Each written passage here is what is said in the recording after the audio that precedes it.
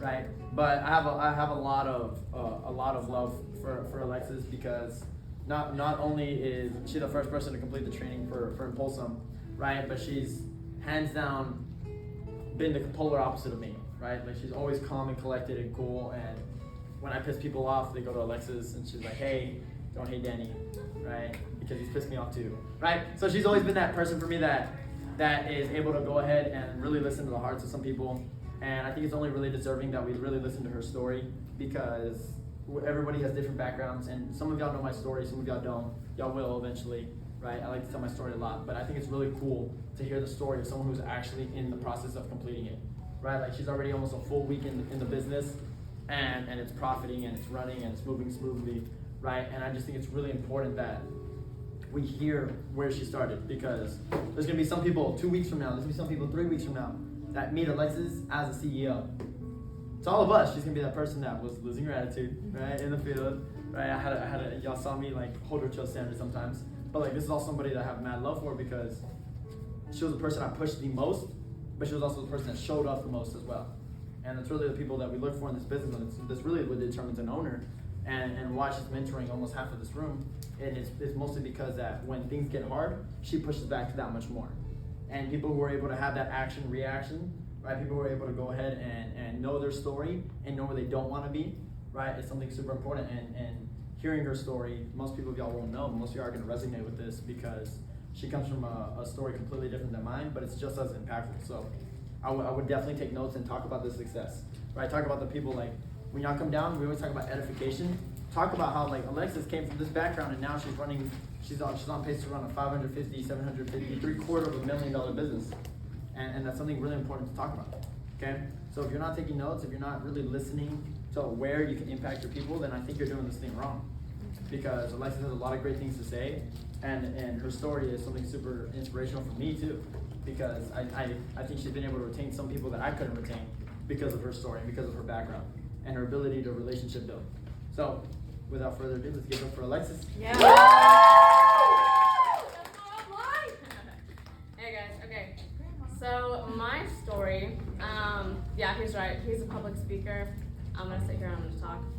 But so growing up, so I'm from Texas, as you guys all know. And so I grew up near the Austin area. I had both my parents growing up and everything. I was never lacking in food. I always had a roof over my head. I was always provided for, which is a huge advantage, which I appreciate my parents so much, because it's a huge advantage to go through life not having to worry about like, you know, where my next meal is gonna come from, not worrying about like, you know, where I'm gonna lay my head, stuff like that. So growing up, I was super appreciative because I was never in need of things like that, like a roof, somewhere to lay my head. Me and my family weren't the closest. We were kind of like roommates, just living together. We would come home and we'd like say, hey, what's up? And then I would go to my room. My parents would, you know, go do their thing. And so all throughout, like, you know, high school and stuff like that, even though I wasn't the closest with my parents, we had like a friendship, you know what I mean? And so, but going through high school, even though I had those things provided for me, I was still so like sad all the time. I was actually really depressed in high school. Coming up from like middle school and like in high school and stuff, I was a cheerleader. I was on the honor society. I was on the student council. I joined marching band. I did dance. I was in the top 10% of my class. I had, and this isn't like to gloat or anything, but and like I had like most of like the first year, second year of college done by the time I graduated high school, over 4.0 GPA, stuff like that, and I was just so depressed. I was so sad, and I never knew where it stemmed from. We never talked about it or anything like that. It wasn't the kind of household where I came home and it was like, how was your day? I'd be like, hey, what's up? And I would go and I would, to my room and I would do my thing. I would go to my meetings, I would go to my practices. And since I didn't really have the environment to really like, we didn't talk about like our feelings, stuff like that. That just wasn't who we were, right? It wasn't really inviting for that experience. And so I think that's why I threw myself into so many things, because I didn't really like to be home. I didn't do anything. I just sat in my bed, and I was a real homebody. I didn't really feel like hanging out. I had friends and stuff I would see every once in a while, but I like to just be in my bed doing nothing. That's my favorite thing to do. right? And then, and so I would go out, to my sports like things. I would go to cheer practice. I would go to dance. I would go to band. I had National Honor Society meetings in the morning and stuff like that. So I was active, but I needed to be active because I needed something to keep me like going to school. Because without it, I didn't have that motivation to do anything on my own. And so my parents were there too. Like they were like, they would go to the games. They would show up. I have two brothers. They would show up too. A lot of the times it was that comparison thing though, because me and my older brother are actually just 2 years apart, like almost exactly 2 years apart. And so I think one thing that really drove that feeling that I had was that comparison, right? I don't know if any of you like have siblings that are like close to you and stuff, but my mom was always like, well, like your brother does this, so like why can't you do that too, And he was like the golden child. I'm like the black sheep, you know what I mean? They were like worried about like what I was gonna do, like what is she gonna do, like, and I was the only girl. I was my parents' only girl, and so they were very protective. But also just because of how I was, it was unpredictable. They never really knew like what I was gonna do in life. Versus my brother, who's like supposed to go to med school. He went to UTSA right after high school and everything. He started his like classes. He was in med school. He had a good job.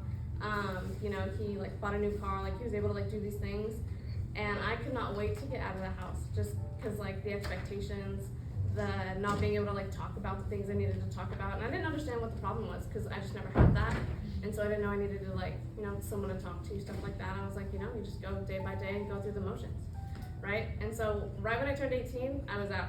I went to college. I went up to Dallas. I was in Denton. I went to the University of North Texas. And I knew that I was gonna be just far away enough to where my parents were like just far away, like to where it wasn't easy to like come see me often, right? And that I couldn't like go home like all the time because I didn't need that. Like if I can give them a call, like I was good. And so whenever I got to college, I don't know if you guys know anything about Dallas or like Denton. I'm from a small town, and Denton and Dallas is not a small town. And so I got there, I started to interact with people in college. I didn't really know what I wanted to do. My parents said to go get a degree because that's how you get a job. And so I chose psychology, and I minored in counseling because I had no idea what I wanted to do, and it sounded cool. I was in college like 2.5, 3 years, and I was kind of just floating by. I never had a passion for anything. I was never interested in anything. I didn't really do like the sports and stuff that I used to do just because I was gonna go to school and get my degree because that's how you get a job. And so going through like psychology and counseling classes though, it's fun because you actually get free counseling when you take counseling classes. And so, yeah, that's really cool. And so that was the first time. I was like, I want to keep this. That was the first time I realized that I wasn't going to have a career in my major. I was like, I can't do that for people. And so, but I stayed because it was kind of cool. But that was also one of the first times I realized that talking about things and realizing like what you are feeling and realizing that like your environment can dictate like who you are and like the things that you do throughout your day. And I didn't know that until I actually sat down with somebody, a stranger, and because it's easier to talk to strangers, right, about like your whole life, like your deepest darkest secrets, because they don't know you, they don't know your friends, they don't know who you interact with. It's easy to talk to strangers. And so once I started talking, I was like, dang, like this is kind of cool. And like the feeling that I got from it, I was like, okay, shoot. And so I became very like interested in like just like talking to people, like the counseling kind of thing. I started like getting invested in my classes like senior year, and stuff like that. And so I really appreciated the developmental classes I went through, the career courses I went through for psychology, the counseling classes I went through, because that was the first time that I actually started to realize like who I was, because I never had to at home. And so because I didn't really have that relationship with my parents, I would call them like in college and stuff, and they'd be like, how are you doing? And I would start to talk, and you can tell it just made them uncomfortable. They're like, okay, cool, like keep going, doing what you're doing, like good job, have a good day, right? And so that's when I realized that like that's where I was lacking. That's like where like the lack of interest comes from, the lack of passion, the lack of like me wanting to do anything, or like knowing who I was or knowing what I wanted for myself, because I never had to talk about it. And so that became a huge thing for me. Denton, I got a lot of friends in Denton, a lot of friends in college. When I turned 21, I was graduated. And when I turned 21, that's actually when I started to like really look for myself. I was like, I'm gonna stay in Dallas, and I was like, I'm gonna figure out what I wanna do. I'm gonna figure out, like who I wanna be, what I really wanna do career-wise. So I was like, how do you do that? Like, I'm gonna go talk to people. I was like talking, I was like, I'm gonna go make friends. And so I was still kind of floating through like with that lost feeling, but I started to get that interest in who I was, right? Because I had no idea. And then it went kind of south, because then I just started drinking a lot and partying a lot. Because I was like, yeah, you go talk to people, you make friends, that's how you figure out like who you are, right? I figured out that I love to drink at 21, like go figure, right? And so I spent the next few years really just having fun, because I never really had fun growing up. I never had, like that wasn't part of my time. Like in high school, like I didn't really have fun. Like I did the sports, I did the things I knew I had to do to go to college. And then I went to college, I got college done with. I had a little job like at an apartment complex right off the edge of the campus, right? And then the bars were across the street. And so when I turned 21, I worked there, I lived there, my classes were right there, and I could go like do what I like to do. And I kind of just kept it up. I was like, okay, well, like this is like fun. I have friends now. Like I actually like to talk about people, or like talk to people. I like to talk. I like to do like, you know, things that make me happy, because I never really like got to explore that, like things that made me happy. And so I probably like went in the wrong direction at first, but from that, like a couple years like later, I realized that I was just sitting there doing the same thing over like every day, just going to work, going through the motions. I would go to work, work would end, I would go find my friends, we'd go have a drink across the street, we'd have dinner, probably at the bar. I ended up getting to know them so well that the bartenders were all my roommates, like we were just having a good time at that point. And then I was like, you know, 23, almost 24, like, all right, like, so I told myself I was gonna figure out what I wanted to do, and like I was gonna explore like things about myself, and I didn't figure anything out. And so I was kind of back where I started. And it came from me stopping like the things that I knew that worked, like talking about my feelings, like talking about like the things that I went through as a kid. I just stopped that, and so obviously I was here like lost again. And so like that was my thing. I was just like up and down, like just like depressed, like just that sadness that you get like randomly. Cause I didn't really care about anything. And for me, like I was okay in that. I had nothing that I really like wanted to do. I had like no like hard passion. I was like, oh, you know, like find yourself. And for me, that was just spending time with myself, still doing nothing. So all the same things, just changing what I thought about. And so finally, at the apartment complex, I became like one of the property managers and stuff like that. It was like a little student housing. I still had the student environment around me, even after graduation. And so I was like, it's time to branch off, right? I started like my real estate classes. I was like, maybe I'll go into that. I'm doing property management now. I was like, that sounds like something that's related to that. And I was still taking everything around me and like this is what I should do because of that thing, which is what I did through high school, right? And so I was still not happy. Like I would go, and I wanted to get out of student housing and go into like conventional like big girl apartment managing like jobs. And so I did that, and it was god awful. It was just so horrible. I would wake up mad that I had to go to work. I would go to work, be mad that I was there. It sucks being a property manager. Like evictions, like trying to collect rent from people who can't do it. Like trying to like sending like actual like people to go like take these people because like I have to. Like because that's in the job description. And so that's when it really hit me that I didn't want to live by a job description anymore. I was like, I don't have to do the things I don't want to do, like this. Like if I can't help people, then I don't want to do it. And I was not helping these people because the owners of the property complex were just god awful. They didn't have the money to run the place. They didn't have the money to fix anything. I had one maintenance guy who hated it just as much as I did, right? And so we were just sitting there, and I still was lost. I still like hated my life.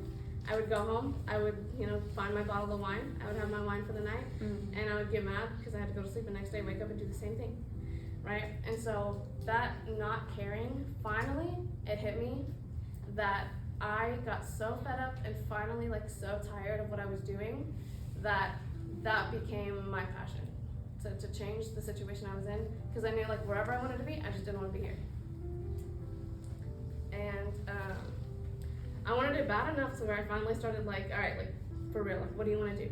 Like I stopped drinking. I stopped. I started like, you know, like meditating, like trying to make my mornings like a little bit more peaceful, like my afternoons, stuff like that. And I just hopped on Indeed, and I was like just scrolling through like anything and everything. I was like, what sounds like interesting to me? Because this ain't it. And so I was going through, and it was a couple weeks of that, like just like applying to like random places, stuff like that, getting calls, be like, oh, like what is this? All right, like nope, that's not it either. I know that. And so and kind of like still in that depressive state, but that's like where that click happened of I don't want to be here anymore so bad that like now it's like pushing me to really change something. And sometimes it takes that. Sometimes it takes like not wanting to be where you are like bad enough to be willing to change it. And then that is when like kind of like around November, December of 2021, that's when I finally was just like applying like everywhere, just everywhere. I didn't care what the job was. I was like work from home, like customer support representative, like just anything easier and different than what I'm doing right now. That's gonna still like make me like, you know, an income, because I didn't really care about money either. As long as my bills were paid, I did not care. Like there could be $0 in my account and I was happy if my bills were paid. Like it was not important to me. As long as I knew that I was like gonna be okay. I was just so tired though of like living like that. And so finally one day, Claire called me and she was like, We love Claire. We love Claire. And the thing I applied for was like a customer service like rep kind of thing, and she called and she was like, I actually think you'd be better in this leadership position we have. And off the bat, I was like, because I was just so tired. I didn't want to work. And so, because I at that point I was looking for like work from home, like something I can be in my PJs all day just to get some peace. And I was like, okay, yeah, like I can lead, like I'm a leader. She was like, do you want to? She was like, do you want to come to the interview? And I was like, yeah, throw me in there. And so, and at this point, I was still like taking other interviews. I was still just not. I was like, whatever this is, like it has to be better than what I was doing, and that's the only thing that kept me pushing through. Is whatever I'm doing has to be better than where I was, and that I knew that from the course of these events, I would find something eventually that was better than where I was. And so that was my big thing. Is finally realizing that I didn't want to be there bad enough to go ahead and change it. And like I didn't want to be like sad anymore, like that depressed girl. I was like, no one likes like to hang around the depressed girl all the time. My friends would do it, and they'd be like, hey, like what's wrong? You good? I'm like, nah, just a little depressed. And like that's how normal it was. And they'd be like, all right, cool, like let's go see the movie, like, and stuff like that. And I was just tired. I was finally so tired. And so she did that, and I was like, yeah, like just throw the interview on there. I was just doing that all day. And then Claire actually did my first round. We do love Claire. She was very good at it. And there was me and one other person in the first round. And like going through, I was just kind of like sitting there, like at first, kind of like just another interview. They were all over Zoom because it's 2021, and just like staring on my computer screen all day. And like as she got into it, I was like, okay, all right, this seems like a little interesting. And so I showed up for the second round interview, which is where I'm at my upline. And I remember going in to the second round interview. I didn't know that multiple people were like applying for the job. I didn't know like multiple, like more than one person was gonna get hired for whatever they were doing there. And so I went in and I sat down and I kind of like looked around and I was like, oh, I'm so getting the job, like over all these people around me.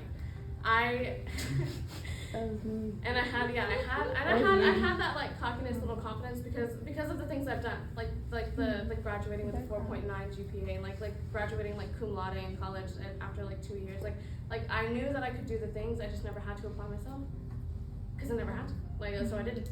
And so like I was just sitting there looking around, and I had that like better than now, like woe is me kind of attitude about it. I was like, I'm absolutely getting this job. I was like, they're gonna be so lucky to have me. Like I'm gonna be so good, this and that. I went into my interview. I went into my interview, and I was like, she started asking like the questions. You know, y'all know the second round questions. And I was like, oh, that. I was like, and like I would answer the question. I would answer the question. I was like, that was such a good answer. Like. I was so proud of myself, and like I still had that hint behind it of like that not caring feeling though, and like it's challenging to have that confidence and like the not caring at the same time. Yeah. Like just knowing like I was never challenged because I never had to be, because I never did apply myself because I never had to, right? So sitting there I was like, that's such a good answer. Like no one's gonna say that, and stuff like that, and it was super easy. I thought like back like I was like, all right, cool. Like this is just another one of these little interviews, stuff like that. But then she like really got into like the nitty gritty of like, you know, like the structure and stuff like that. I was like, okay, well that sounds kind of cool. And then I was the same thing. I was like, so what do you guys like do? And I had to find that out. And so it's nothing I've ever done before. It kind of scared me a little bit. But whenever I walked out, she was like, you know, let's see if I can squeeze you in for your third round. And so I walked out, and then that's when I saw like these people. And I don't know if any of you have like seen the Dallas office. But I saw the Atma room, and then there's this big like glass pane, and there's just people everywhere, like people on boards, people reading books, people just happy. like talking to each other, people conversing, people in these offices, like people like walking in and people like, wow, like just cheering. And I was like, okay, like wait. That's when it like hit me. I was like, okay, wait. I did not think I was like where I was. And I didn't really get humbled until, so Richard actually did my third round. Richard actually did my third round. I was still looking around. I was like, okay, but I was like, this is the kind of place like I think I need to be. Like they look happy. I was like, I can be happy like that. I was like, that's what I want to do. But I was still like whatever this job is, like I'm gonna be good at it. Like those easy interview stuff like that. So she's like, yeah, like come in, like come, you know, this is your third round. I don't know who Richard was. I sat down. I was like, hey, just confident as can be. He's like, hey, so and he like you know. I straightened out my little resume, right? I had like the fancy paper and everything. He was like, so, and he like put it down, and he was like, so, it was such fancy paper, like it was a perfect resume. Like I did all the right things. It was colored, it was textured, it was so nice. And so Charlie is like sitting like over here somewhere. He's like, so yeah, like hey, how's it going, right? And I was like, good, like great day, like I killed that interview, like whatever it was. And he's like, yeah, so like why do you want to work here? And I was like, I don't know, like it sounds really cool. Like I have a lot of leadership qualities. I've been a leader before. It looks like really fun out there. Like I'm kind of just looking for the next thing. I don't really know what I want to get into, but this seems kind of cool. And he was like, okay. So like, do you know what we're looking for? And I was like, someone who like works hard, you know, like someone who like has the, I started to like straighten up a little bit. I was like, okay. I was like,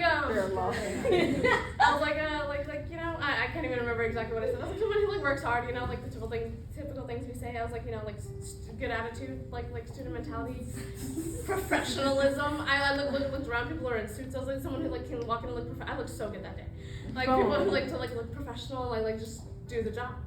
And he was like, yeah. So he was like, yeah. So we're looking for managers, right? Like people who can like mentor like a group of people, right? And I was like, okay. I was like, yeah, I can do that. I was like, I'm a property manager right now. And I was like, yeah, like I have like this skill set. I was like, I'm great with people. Like I'm great at communication, right? Like I you know, I was good in school. Like he's like, okay, but can you manage people? And I was like, shit. I was like, I think so. Like then I started to like, okay, where's my confidence going? I was like, come back. I was like, I think so. I think I can. I was yeah. I was like, and then I worked my way up into management, like at the property management place, and and now I'm a property manager, and I've helped train people, and I realized for myself that that's a guy that I would want to work for, and so realizing that like coming from like straight up like it all like happened right there.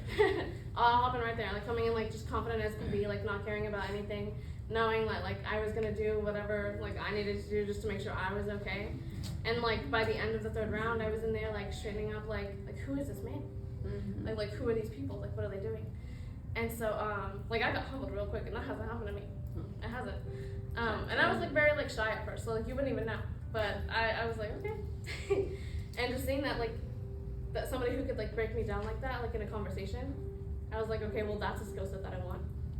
So I knew I was wherever I needed to be, and so I knew he was a guy I wanted to work for. And then we left, and Charlie like kind of like looked at me, and I was like, because like from the second interview into the third, like there was a, and she saw it too. She was like, yeah, I'll walk you out. And I was like, okay. And like yeah, he offered me the job and everything like that. I walked down, they did that, you know, like guys, like you want to ask her a question, and like people were just cheering, and I was like, where am I? And so it really sparked my interest, and I haven't even like had an interest spark like that in years. And so like once that turned around, and I realized that like I was in a space where like I was gonna be challenged, in a space where I really had to apply myself. That's where things like really started to change for me. And so I came in. And then I went to orientation. Danny ran my orientation. I didn't know that there was going to be so many people there either. I showed up so early, and so early I thought I was being punked. They were like, be there at 8. It was like 7:50. I walked in, there was nobody there. And so I like went into the lobby. I walked around. I looked into like this leadership room, which is like behind this glass pane, and everyone's like, come in. And I was like, shit, like am I late? And so I walked in, and everyone's like, hey, what's up? Like, are you here for? I was like, orientation, and everyone started cheering. And And I was like, what is happening? I was like, I don't know if this is where I'm supposed to be. They're like, oh no, you're good, right? And they're like, hey, like, go set up the tables out there. Like, what do you do? And like Danny in his pink little suit like came up and he started getting everything ready. It was the first day he bought it. He started getting everything ready, and once people started trickling in, and I started hearing the way that like he spoke too. I was like, okay, like this is, all right, these people are different than like what I'm used to. And so with that, I humbled myself again. I was like, shit. And so going through the program, it was a lot of humbling myself. And it wasn't really like made known too clear. I was very shy. I say I was shy. People say that I was interviewing people. That's whatever. But I was really like still like skeptical. I was like, what is around me? I would start talking to people. I would just ask them questions. I'm a question asker. All right, I need to understand what's going on around me. I was like, what are you all doing here? I was like, so like, what do you like? I was like, so like, what do you like about this thing? And like then I would like stop talking and I would go like sit in the corner, and I was cool like reading my book. Like Charlie had to like take me, like drag me to like talk to people. And so still like I was still like having that like shell around me of like, am I safe in my company? Like because like I'm being humbled right now. Like I didn't like it, you know. But I also like knew that there was something that I needed. And so going through it, like 2 weeks in, I figured out that I was kind of good at the selling thing. And so Good. Kind of good. yeah, my second week in the business, I highrolled the office. And I was like, and then the next week I was out for COVID, so I still didn't know what happened. I came back and people were like, hey, and I was like, well, why are you tired of me? And I was like, hey. And then the week after that, I saw Danny starting to like run meetings. I saw him start to really like show who he is. I saw somebody in his downline was in my same orientation class, and that's when I really realized that he had something. I was like, what is she doing over there, and why am I not doing it? Right? I started to be like, what is that? Like, you know how that goes. So me, I was like, okay, well, who's her upline? And it was somebody else in the business, and then Danny. I was like, okay, well, who's that guy? Like, he's running orientations. He's over here running these meetings. He's so confident about himself. I was like, I'm confident about myself. And so I was like, who is this kid? I was like, who's this kid doing all these things? So finally, I was like, I don't know, like partly like mad, like fed up with myself because I didn't know. And I asked him for a one-on-one, and we sat down in a Starbucks on a Saturday afternoon, right after the field at 4. And I was like, I just wanted to ask Danny about Danny and stuff like that. And because I knew that how close he was to Richard, and I knew what Richard had, and it was something I wanted. And I started seeing that Danny had this thing too, right? And so he told me his story. I really got to know him. We sat in Starbucks for like an hour, right? And then I was like, hey, so like you guys said, and like he got promoted my second week as well, and I didn't know what that meant. They handed him a Mac, and they were like good job. And so, and then they started talking about, he was actually supposed to go to Florida before he came here, so they started talking about like him going to Florida. I was like, oh, that's kind of cool. And then they were like, it changed to North Carolina, and they're like, yeah, like if you want to know anything about it, like just ask, we'll tell you the details, blah, blah, blah. Like no matter, where you are in the program, if you want to know, we'll tell you. Right, so I was like, I kind of want to like know like details about like this thing that like, what are you moving for again? And he's like, the expansion, blah, blah, blah. He told me the whole spiel. And that's when the next day, it was a Sunday, I texted him and Richard, and I remember Richard called me immediately. He was like, hey. I was like, hey. And that was like one of the first times I was like, I started getting a little bit of like talking to him, and like from like in Tommy too, because Tommy's hands down the reason I'm retaining the business. Once he saw like how fast I was excelling and who I wanted to talk to, he just poured into me every chance he got. And so with that, I was just taking like all these people around me, like Richards and Danny's and Tommy's, and I was like, okay, like, all right, like, and I was bought in. And so Richard called me, he was like, hey, so what's this you wondering about North Carolina? And I was like, yeah, I just wanted more info about it. Like, is that okay? He's like, yeah. And he's like, are you thinking about like, he was like, yeah, he's like, Danny said he seemed really interested, and I was like, yeah. He's like, I was like, I even want to see about maybe going to help for a few weeks and then like coming back and stuff like that, or even possibly moving. He was like, okay, like kind of like I'll take my new trip now. And he was like, okay. And he was like, I don't know if he's like, okay, cool, like we'll talk about it, like let's set up a one-on-one on Tuesday, right? He's like, a lot goes behind that, like financial stuff like this. He's like, I don't know if you can do it. So we sat, we talked. I was very vulnerable at that point. That's where it really scared me. I like gave my bank account to these people. I was like, fix it, and they were like, yeah, because that's gonna have to happen before you go to North Carolina. And I kind of just took it. And I took it. And he was like, don't be discouraged. Like if this isn't your time, and that really got me. Because the confidence I had was still there, and that really got me. And so that day is when I really figured out what I could do and how I could push myself, right? And so that week, I pushed myself. They put me through the ringer. I wanted to go now. Especially since he told me I might not be able to. I was like, oh, okay, well now I'm gonna go. And so I was the only one on this downline who came, but being able to like know these people and know this man, I got an opportunity that I'm really grateful for. And like that I didn't know I needed, because I didn't really like take the time to explore things that I liked or like interests that I liked. And like I took that depression and I kind of turned it into like the fuel of knowing what I finally needed for myself. And then here I am. And that's my story.